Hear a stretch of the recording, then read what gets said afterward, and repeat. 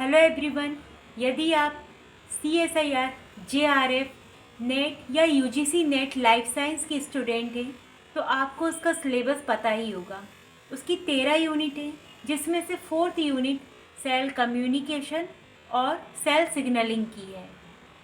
Pathfinder books के अनुसार cell signalling के अंदर कुछ सब टॉपिक्स हैं, जैसे signal molecules, receptors, enzyme linked receptors, ion channel linked receptors, quorum sensing, chemotactic in bacteria. ये सारे सेल कम्युनिकेशन और सेल सिग्नलिंग के पार्ट हैं। तो मैं पाथफाइंडर बुक्स के लिटरेचर से कुछ नोट्स तैयार करी हूँ इन सब टॉपिक्स में, वो मैं आपके साथ शेयर करूँगी और आप लोगों को समझाऊँगी। सबसे पहले हम सिग्नल मॉलिक्यूल से स्टार्ट करेंगे। सेल सिग्नलिंग क्या होती है, इसके बारे में हम आपको पहले ही इसकी पूरी आउटलाइन समझा चुके हैं। यदि आपने हमारा वो वीडियो नहीं देखा है तो मैं डिस्क्रिप्शन बॉक्स में इसकी लिंक दे दूँगी, आप जाइए और सबसे पहले सिग्नल मॉलिक्यूल्स को समझने से पहले उस लिटरेचर, उस नोट्स को ज़रूर देखिएगा, उसके बाद ही आपको सिग्नल मॉलिक्यूल्स समझ में आएंगे। सिग्नल मॉलिक्यूल्स, इनका मॉलिक्यूलर वेट बहुत कम होता है। ये कम आणविक भार वाले संकेतक अणु हैं और ये केमिकली हेट्रोजिनस कंपाउंड होते हैं, रासायनिक रूप से विषमांगिक यौगिक होते हैं। इन्हें 2 कैटेगरीज में डिवाइड किया गया है। पहला, मेम्ब्रेन बाउंड सिग्नल मॉलिक्यूल्स यानी झिल्लीबद्ध संकेतक अणु, और दूसरा सिक्रेटरी सिग्नल मॉलिक्यूल्स यानी स्रावित संकेतक अणु। जो मेम्ब्रेन बाउंड सिग्नल मॉलिक्यूल्स हैं, झिल्लीबद्ध संकेतक अणु, वह सेल कोशिका की सरफेस सतह पर ही बंधे रहते हैं और कॉन्टैक्ट डिपेंडिंग सिग्नलिंग, संपर्क निर्भर सिग्नलिंग करते हैं। इसमें यह संपर्क निर्भर सिग्नलिंग में मध्यस्थता करते हैं, यानी मीडिएट करते हैं। ज़्यादातर मामलों में सिग्नल मॉलिक्यूल्स सिग्नलिंग सेल्स द्वारा सिक्रेटेड किए जाते हैं। ठीक है, signal molecules are secreted by signalling cells, यानी कि सिग्नलिंग सेल्स ही सिग्नल मॉलिक्यूल्स को स्रावित करती हैं।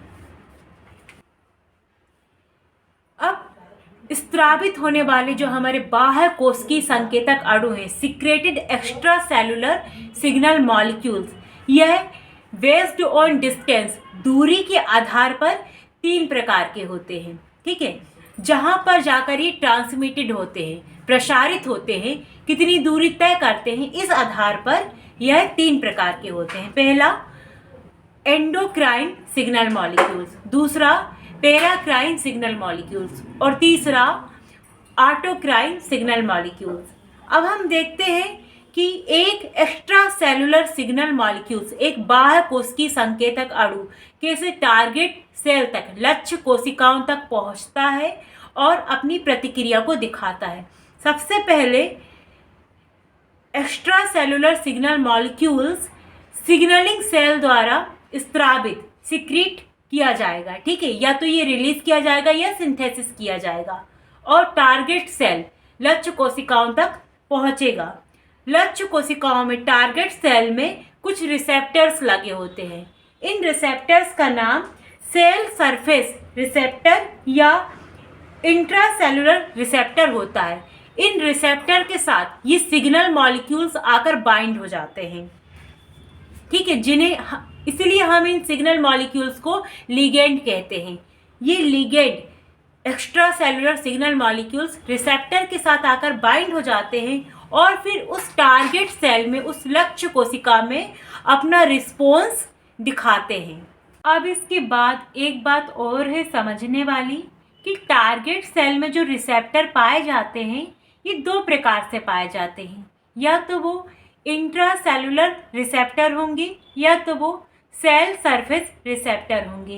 इन्हीं 2 प्रकार के रिसेप्टर के कारण सिग्नल मॉलिक्यूल्स भी 2 टाइप के होते हैं।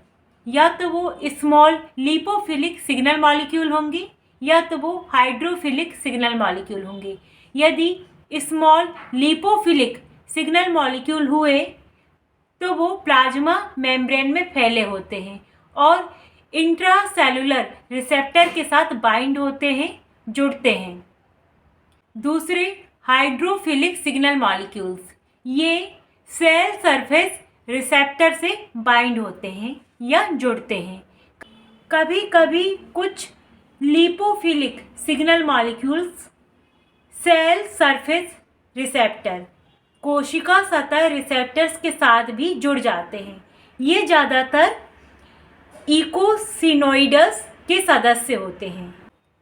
इन इकोसिनोइड्स के कुछ प्रकार हैं, इनके सदस्यों के नाम जैसे प्रोस्टाग्लैंडिन, प्रोस्टीसाइक्लिन, थ्रोम्बोक्सेन, ल्यूकोट्रिएंस इनमें शामिल हैं।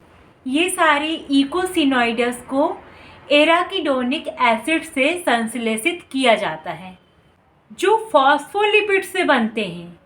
हालांकि अधिकतर एक्स्ट्रा सेलुलर सिग्नल मॉलिक्यूल्स, हमारे जो संकेतक अणु होते हैं सिग्नल मॉलिक्यूल्स, वो हाइड्रोफिलिक ही होते हैं और सेल सरफेस रिसेप्टर से बाइंड होते हैं, जुड़ते हैं। टारगेट सेल जहाँ पर सेल सरफेस रिसेप्टर लगे होते हैं वह स्थान प्लाज्मा मेम्ब्रेन का होता है, यानी कि जो सिग्नल मॉलिक्यूल होते हैं वो सीधे प्लाज्मा मेम्ब्रेन से एम्बेडेड होते हैं।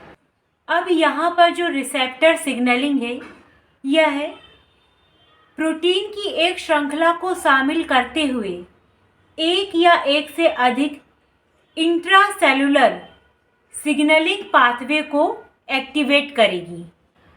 अब अंत में ये जो इंट्रासेलुलर सिग्नलिंग प्रोटीन है यह प्रभावकारी प्रोटीन की गतिविधि को बदल देगी।